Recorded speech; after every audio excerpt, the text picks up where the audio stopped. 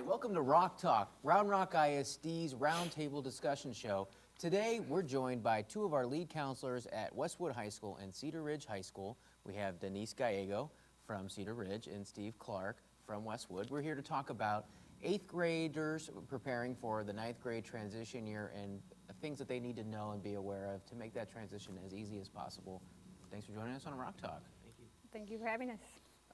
So, you know, the transition from middle school to high school could just be a real stressful time for kids and for parents. What kind of to-do list would you recommend? We'll start with Steve. For a parent preparing their child for that transition into 9th grade, what is a to-do list of things that they need to talk about, things they need to consider and be prepared for? First thing you need to do is relax. We'll take care of the students. We're going to help them through that process.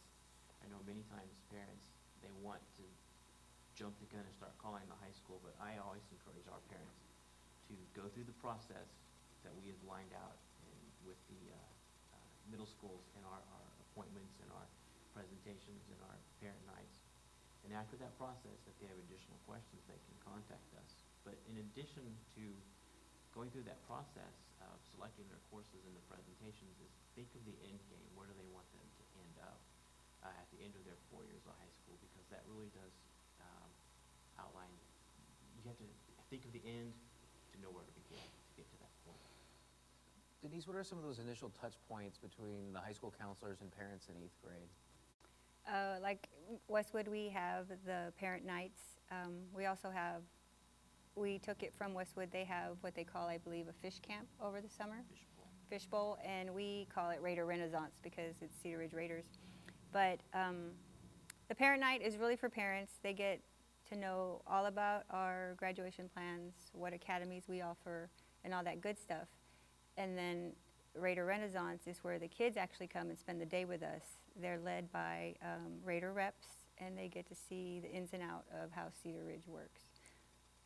So Denise, when we talk about parent communication and student communication from the high school, what's kind of the sequence of events and items and touch points that you guys have in working closely with your middle schools? Okay, so at the beginning of the spring semester, counselors go over and actually present to 8th graders all the graduation plans, academies, and whatnot. And then after that, we have a parent night, so the kids are excited about it. They go home, talk to parents. Parents know what to ask at the parent night. And then we follow up with counselors going back to do the actual registration process. And that's where they get to sit with their counselor one-on-one to figure out what courses they want to do. And then after that, the last thing they do is come over and actually walk the school with our Academy ambassadors. So it's important to note that every 8th grader gets the opportunity to sit one-on-one with a high school counselor to select his or her courses, correct? Correct.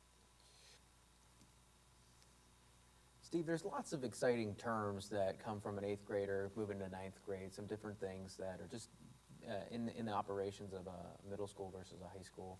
I know one of the big ones now are academies and endorsements. Can you kind of break down or explain to our parents and students what are academies and endorsements and how they relate to each other?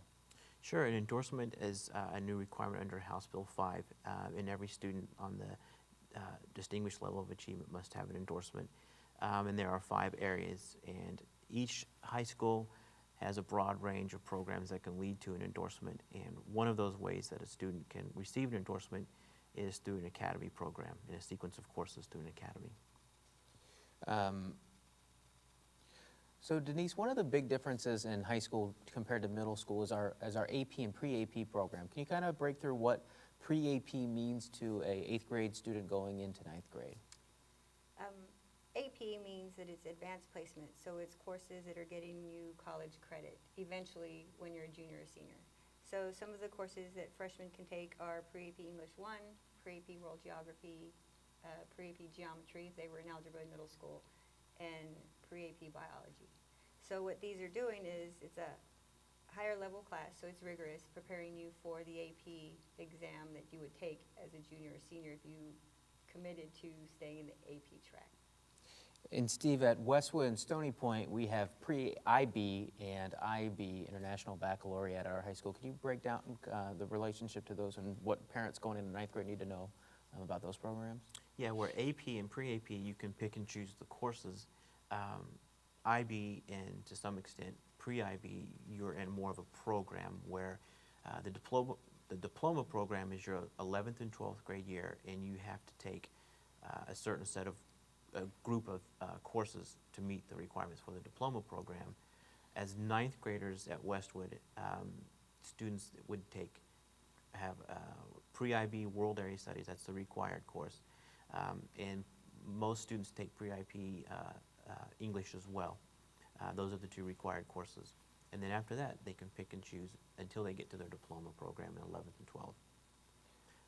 Denise, when it comes to high school, it's all about getting kids on a degree plan. Can you kind of just break down real generically what the degree plan is for Round Rock ISD students and kind of some of the additional resources and regular kinds of tools that counselors prepare students and parents with? Well, once they get into high school, we do meet with students one-on-one every year.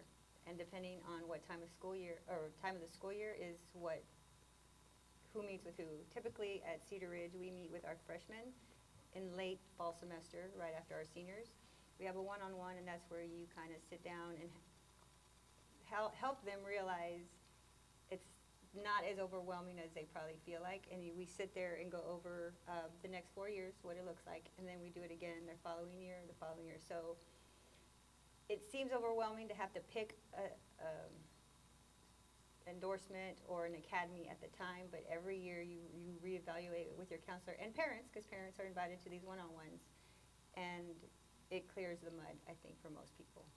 Awesome. Well, I want to thank you both for coming. We're going to end with one closing thought. I want to thank all of our viewers for tuning in to Rock Talk.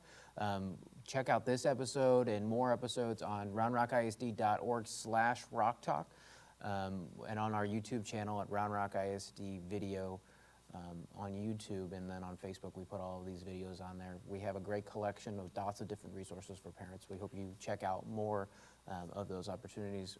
Denise, one closing thought you want to leave with parents as to make them feel a little more comfortable going from 8th grade to 9th grade with their student? I would just say relax. It's not as overwhelming as it appears.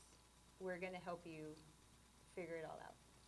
Steve, closing thought? And my closing thought would be to understand that the plans that we talk about are flexible from year to year. Just remember that. It doesn't lock you into a sequence of courses. Awesome. Well, again, thank you so much for joining us and providing some really valuable information to our parents.